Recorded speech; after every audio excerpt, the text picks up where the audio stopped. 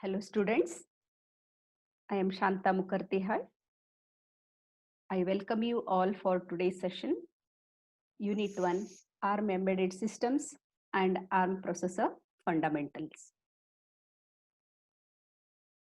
In previous section, we discussed about the features of ARM design philosophy and features of instruction set for embedded system thoroughly.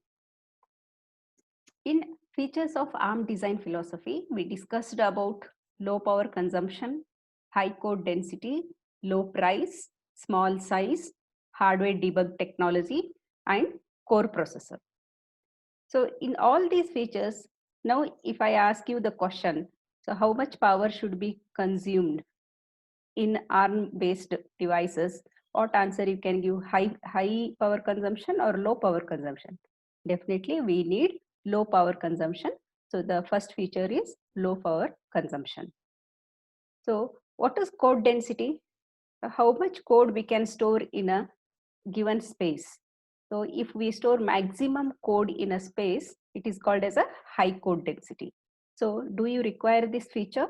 Yes, definitely. So we need high code density. Then what should be the price of the device? For example, your mobile. Do you choose low price, having low power consumption and high code density? Such devices are you going to choose, or high price? No, definitely we go for low price. And size, what about the size? So do you require a small size mobile or a large size mobile? Which is best for you? Definitely we go for small size, which should be very handy. So the size of the device must be small. So that is the fourth feature. Then hardware debug technology. So we can debug the errors, that not be the software engineers can debug the error when the code is executing. So that feature is available in ARM design philosophy. And core processor. So which core is taken for the ARM design philosophy? It is a RISC processor. So the core is actually it's not a pure RISC, it is enhanced RISC. So I already explained what is not pure RISC. So some instructions take one cycle for the execution, and some of the instructions take more than one cycle for the execution. So these are the important features we study in the ARM design philosophy. We also studied the features of instruction set for the embedded system. The list of features given here: variable cycle execution for certain instructions, thumb 16-bit instruction set, conditional execution, inline barrel shifter, enhanced instruction. So we studied in detail in the previous session what is variable cycle execution. Just now I explained the RISC ARM is not a pure RISC architecture, it's an enhanced architecture. Some instruction take one cycle for the execution, some of the instruction take more than one cycle for the execution. So the first feature will be variable cycle execution for certain instruction. ARM supports two types of instructions: thumb instruction set and a ARM instruction set. So thumb instruction set is a second feature. By executing the thumb instruction, the code density is improved by 30%. Conditional execution. Most of the instructions are conditional based instruction. After satisfying the certain condition, the instruction is going to execute it. So by doing this, the core performance is increased and the execution speed also increases and the code density also increases. So inline barrel shifter, this is also used to improve the core performance. So what is inline barrel shifter? So we need two operands for the operation. One of the operand is pre-processed in a barrel shifter. Then after pre-processing, it is given to the ALU. By doing this, the core performance is increased. Enhanced instruction set. So the ARM supports the DSP type of instructions also. If we want to multiply fast 16-bit by 16-bit multiplication, it is supported by the DSP group of instructions. So these are the important features we studied in the previous session. So today I am going to cover these topics: block diagram of embedded system hardware, AMBA bus protocol, embedded system software, and I'm going to solve some multiple choice questions. Let us begin today's session on block diagram of embedded system hardware. You can see the diagram here. It consists of ARM processor core. I have marked here as 1, and interrupt controller, memory controller marked as 2, AHB arbiter, AHB external bridge, AHB APB bridge, they are all marked as number 2 devices, real-time clock, Ethernet, serial UARTs, counter and timers, these are marked as number 3. I am going to explain what are these in the next slide. So number 1 is marked as ARM here, 2 controllers, 3 peripheral bus. So it is marked as the solid line here. And on the right side, you have a Ethernet physical driver here. And this side, the AHB external bridge is connected to ROM, some of the memory, ROM, static RAM, flash ROM, dynamic RAM, and it is connected to the external bus. So these are the elements included in embedded system hardware. So this is very important topic. So you need to draw this diagram neatly and label all the parts in the blocks. Then you should explain one by one each block. Let us begin the first one, ARM processor. On the right side, I have taken the diagram. ARM processor, I have marked it as 1. So what is ARM processor? So ARM processor, this controls the entire embedded device. This is the brain of the embedded system. So ARM processor, it is a core. It controls the entire embedded system. So what is there in the ARM processor? There is a CPU. It is called as a core. The core is the execution engine. So this core is the execution engine. I'll show you here. So it processes the instructions and manipulates the data. Whatever the instructions we give, we write the program using the instruction. So it processes those instructions and it manipulates the data, and according to the instruction, it gives us the result. So what are the other components of the core? The other components includes memory management. So see here, there is a memory controller, interrupt controller. So these are the other components of the core, and it also includes cache. So what is cache? It's a fast memory which is connected to the core, that is the CPU. So the interface core with bus, all these devices, the other components like interrupt controller, memory controller, cache, they all are connected to or interfaced with the help of the bus. What is bus? Bus is a group of conducting wires which is used to carry the data or the address. Next, the second one is controller. Here I have marked as interrupt controller and a memory controller, but I have taken the heading as controller. So first you should tell what are the types of controller you are going to explain in this diagram. The controllers coordinate important functions. So the common controllers used are interrupt controller and standard interrupt controller. So interrupt controller and memory controller. There are two types of controller here. So you can see in the diagram, interrupt controller and a memory controller. Under interrupt controller, you have standard interrupt controller and a vectored interrupt controller. So what is interrupt controller? Interrupt controller, when a device requires an attention of a processor, it raises an interrupt through the interrupt controller, which provides programmable governing policy. So what is interrupt? Whenever the external devices wants the service of the processor, they raise the interrupt. So the interrupt controller handles all these things. So there are two types of interrupt controller, standard interrupt controller and vectored interrupt controller. In standard interrupt controller, the controller interrupts the core when the external device requests. So it can be programmed to mask the interrupt selectively. In standard interrupt controller, any device can interrupt the processor, but if the processor wants to mask the interrupt, it can be programmed to mask the interrupt, and which is selectively.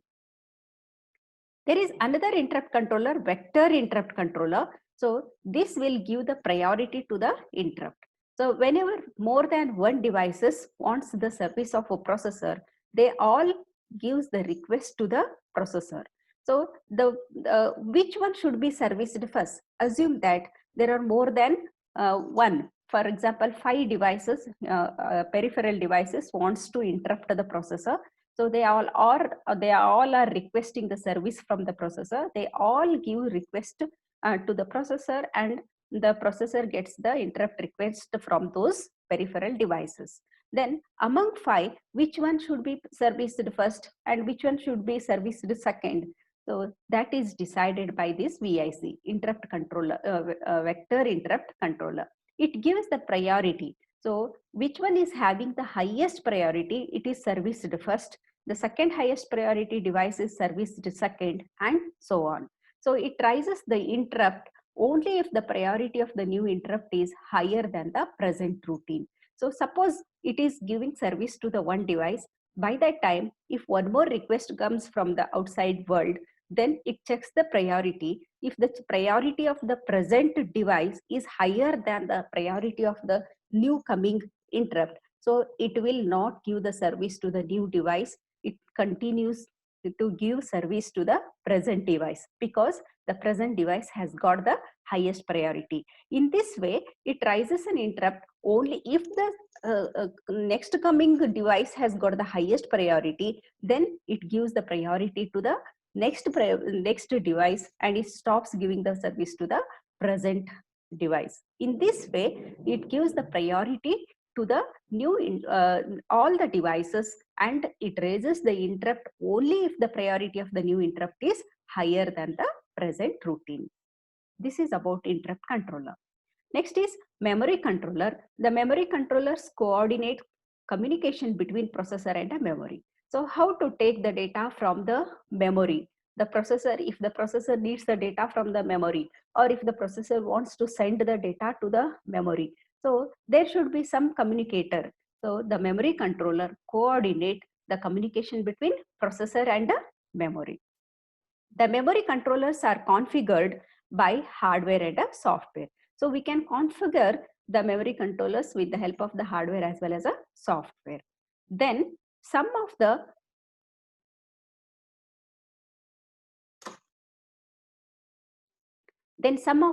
memory devices must be set up by the software. So this is about memory controller. Next is, here I have written as AHB arbiter. So this arbiter, it is used to ensure that at any point of time, one bus master drives the bus. The meaning of this is, so in this block, I have shown only one bus master. ARM processor core is the bus master here, and the peripheral devices are the slaves. So we make the devices as slave and ARM processor as the bus master. In some cases, there will be more than one bus master. So if there are more than one bus master, that is ARM processor, then who has to take first? Who has to give the service to the communication, make the communication between the peripheral devices first? So that is decided by the AHB arbiter. See here, it is used to ensure that at any point of time, one bus master drives the, at any point of time, if you check, only one bus master will be driving the bus, because the bus is common to all the bus masters. So only one bus master has to drive the bus. Other bus master have to wait. Then the arbiter decides at any point of time, one bus master should drive the bus. And it also decide which bus master gets the highest priority. Again, it gives the priority to the bus master. Which one should goes first? So which bus master gets the highest priority? That is also decided by this AHB arbiter. So there is a bridge here, ARM AHB external bridge. So it allows CPU or AHB bus master to communicate with external devices such as ROM, SRAM, flash memory, DRAM, etc. So here the externally some memory devices are connected. So it allows the CPU or AHB bus master to communicate. So all these external memory devices communicate with the ARM processor. So using this AHB external bridge. It acts as a bridge between the processor and the external memory devices. What are the external memory devices connected?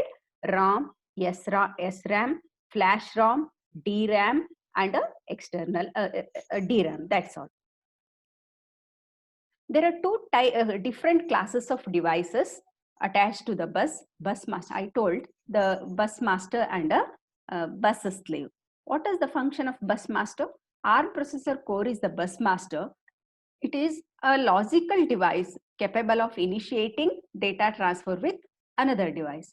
So this is a device which makes the initiation of data transfer with the another device. So such device is called as a bus master.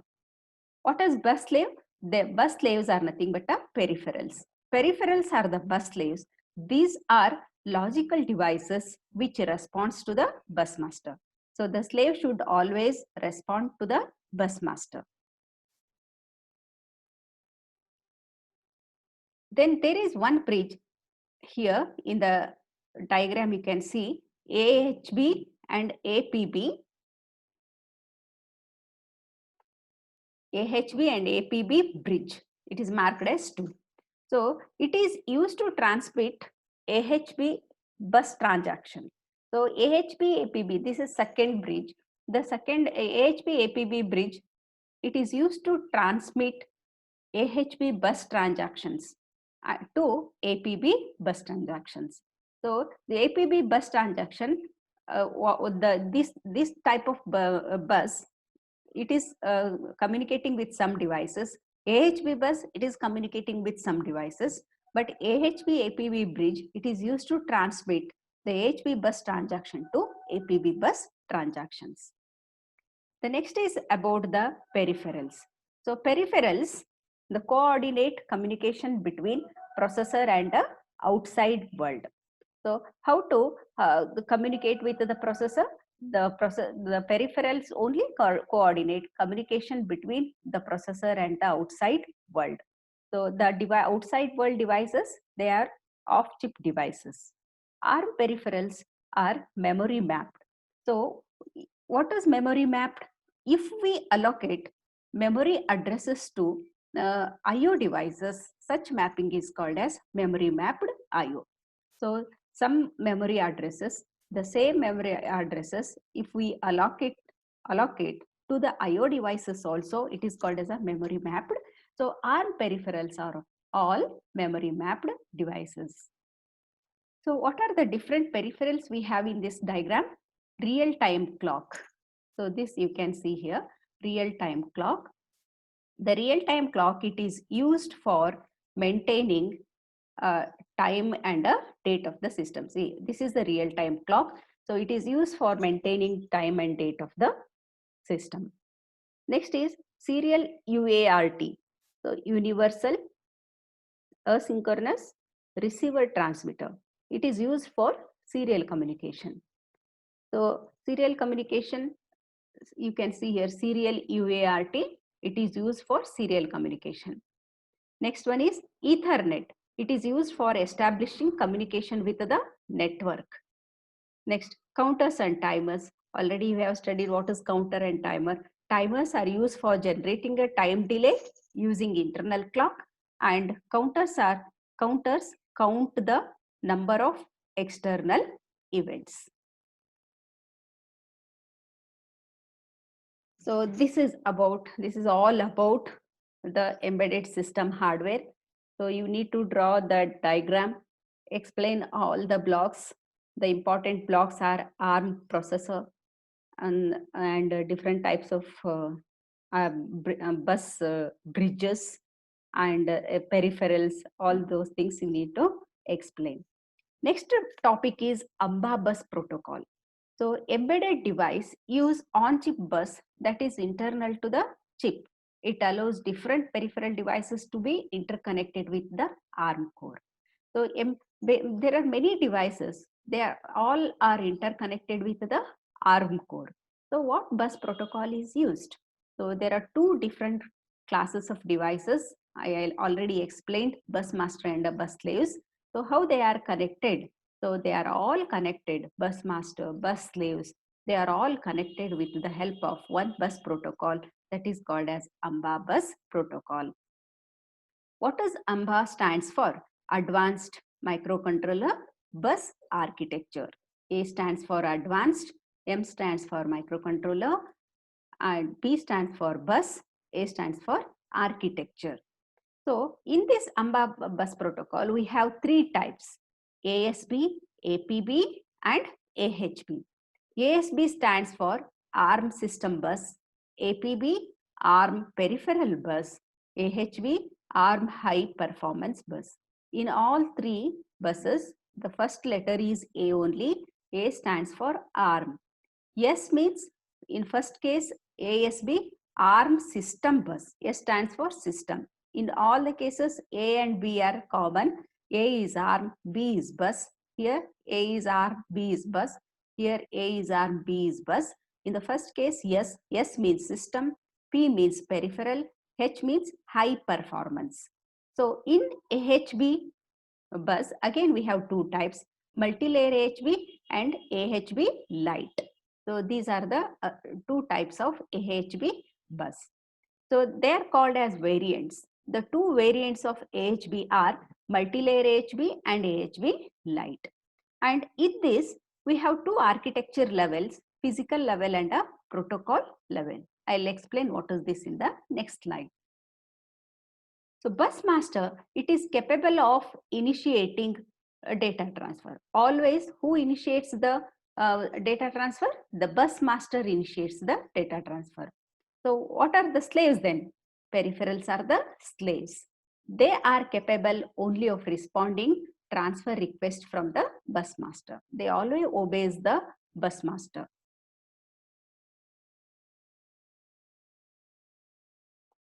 So advanced microcontroller bus architecture. So I told AMBA.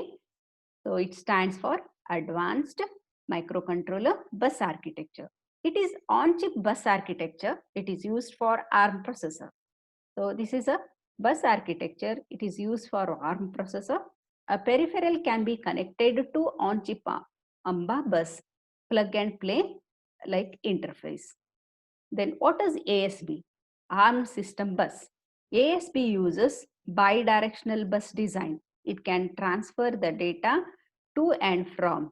So it is called as a bidirectional bus design.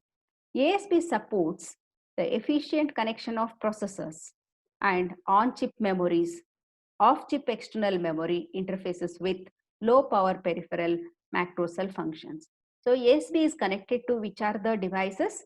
They are connected to on-chip memory. They are connected to off-chip external memory interfaces. So ASB is connected. Remember, it is connection of processor, on-chip memories and off-chip external memory interfaces. Bus. Bus is used for communication between different parts of the device. So communication takes place between the processor and different parts of the devices. So the three buses are ARM high performance bus. So it is marked in short, we write it as AHB. So this is mainly used for high performance peripheral devices. So there are two types of devices, high performance peripheral devices and low performance peripheral devices. So AHB is meant for high performance peripheral devices. The ARM peripheral bus, APB. So this is used for slower peripheral devices. So I told for connecting higher performance devices, peripheral devices, AHB bus is used. For connecting the slower performance peripheral devices, it is connected to APB bus, because we have three types of bus under AMBA. One is APB, ASB, and AHB. The last one is AHB. AHB is connected to high performance devices. So the middle one is APB. It is connected for slower peripheral devices. The external bus for the external peripherals. So ARM peripheral bus, APB bus, I told it is used for connecting slower peripheral AMBA bus. AMBA. So APB is optimized for minimum power consumption and reduced interface complexity to support peripheral functions. APB can be used in conjunction with either version of the system bus. ARM high performance bus. It is used for high performance peripheral devices. AHB supports efficient connection of processor on chip. So AHB bus is connected to processor, on chip memory, off chip external memory. AHB provides higher throughput than ASB. So maximum throughput we can get with the help of AHB when compared to ASB. ASB is ARM system bus because it is based on multiplexed bus scheme. AHB is multiplexed bus scheme. So AHB bus runs at a higher clock speed. Because it is connected to higher peripheral devices, it must run at a higher clock speed. So it supports the widths of 64-bit and 128 bits. There are two types of AHB bus, multi-layer AHB and a AHB Lite. So multi-layer AHB allows multiple active bus masters. I told that in some cases you will have more than one bus master. So it allows multiple active bus masters and suits system with multiple processors. AHB Lite, it is limited to single bus master. If you have only one bus master, that is a processor, so AHB Lite is suitable for that. If you have more than one bus master, so multi-layer AHB is suitable for such bus masters. So there are two architectural levels of bus. So they are physical level and a protocol level. Physical level covers the electrical characteristics and bus. It decides what is the width of the bus and what are the electrical characteristics. Everything is given in a physical layer. So the bus width may be 16-bit or 32-bit or 64-bit. So in protocol level, it just gives the logical rules for communication between the processor and a peripheral devices. The logical rules are given in a protocol level, and the size of the bus and the electrical characteristics, they are given in a physical level. So this is about the AMBA bus protocol, very important topic. You have to explain what is AMBA and what are the different types of AMBA, and each AMBA type connected to what type of peripheral devices. All these things you have to explain in a AMBA bus protocol. The next topic is embedded system software. See, this is the diagram. Look at the diagram here. The top block is application. See, I am showing here application. Below that, there is an operating system. And below that, there are two devices, initialization and a device drivers. And the bottom is always hardware device. So you can remember the diagram in this way. The bottom will be always the device and the top will be always the application. So example, the hardware device, take an example of your mobile phone, and over that you will run so many applications. The applications will be on the topmost layer and operating system. And in order to drive the different hardware devices, we need device drivers. So device drivers will come in the second position. And initialization, we need to execute some code when as soon as the supply is turned on. So that comes in the second layer.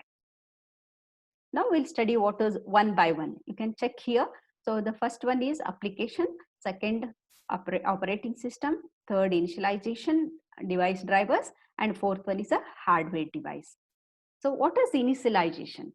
It's a fixed code. It's a program. It is called as a program, fixed initialization code. And this program is stored where? It is stored in a ROM. And if this code stored in a ROM, it is called as firmware. FIRMWARE, firmware, and it is always executed first. This point is very, very important. The initialization code, it is also called as sometimes boot code. It is always executed first. It configures the hardware to a known state and hands over the control to the operating system. First, it configures all the hardware devices, then it gives the control to the operating system. You can check in the diagram. So first the initialization code is executed here, then the control is transferred to the operating system, second block. So it is the control is transferred from initialization code to the operating system. Then what is operating system? Operating system manages all the system resources. So many embedded systems do not require full-time operating system. So some may merely require task scheduler. So in most of the embedded system devices, for example, if you take a toy, electronic toy, so it will not need the full operating system. So some it may take one schedule and it can do the operation. So the full operating system do not require in all the cases. What are device drivers? Device drivers provide software interface to the peripherals. So how to make the interface with the peripheral devices? The drivers are needed. So the device drivers provide the software interface to the peripheral devices. And the last one is application. Application perform task required for your device. Any task, if you give, it is performed by the application. So the application performs the task required for the device. Example, diary application on your mobile phone. Applications are controlled by the operating system. So next, I'll solve some questions based on these topics. What are the topics I covered? So embedded system hardware, AMBA-bus protocol, and embedded system. So the above one, see, this is the embedded system software, hardware part, software part, and the protocol we studied. Based on these three topics, let us solve some questions. Which one of the following is not the software component required to control the embedded device? So before solving this question, you just see the components of embedded system software. They are application, operating system, initialization, device driver, hardware device. Let us check all these components in the given question. So application is there. So this is the software component. And second one is AHB arbiter. We did not find any AHB arbiter in the software component. Operating system we found out. Device drivers are also there. Then which is not the software component here? The answer is exactly AHB arbiter. It is option B. So if you know the diagram, you can answer this question. Which one of the following software component is executed first to control the embedded device? So again, we'll go to the diagram. See here, among all these blocks, application, operating system, device driver, hardware device, and the initialization code, the first thing I explained is initialization. It is called as a boot code. It is stored in a ROM and it is always executed first in order to initialize all the hardware devices. So this thing we studied in embedded system software. So let us check that question to answer that. So which one of the following software component is executed first? So option A is device driver. Option B is application. Application is always the last. Operating system, when the control is handed over by the boot code to the operating system, then it comes. Option D is initialization. So the answer is initialization because initialization code is always executed first. Option is D. AHB, ARM high performance bus. It is used for. So I explained there are two types of devices, on fast peripheral devices and slow peripheral devices. The fast peripheral devices are connected to one type of bus and slow peripheral devices are connected to another type of bus. So you can check the option here. AHP bus is used for high performance peripheral, slower peripherals. It can be connected to both A and B, none of the above. The answer is high performance peripheral devices. So APB, ARM high performance bus, it is connected for high performance peripheral device. So here it should be APB, AHB. So it is written here as APB. So actually it is AHB, high performance ARM high performance peripheral bus. It is used for connecting high performance peripherals. Thank you. I'll see you in the next section.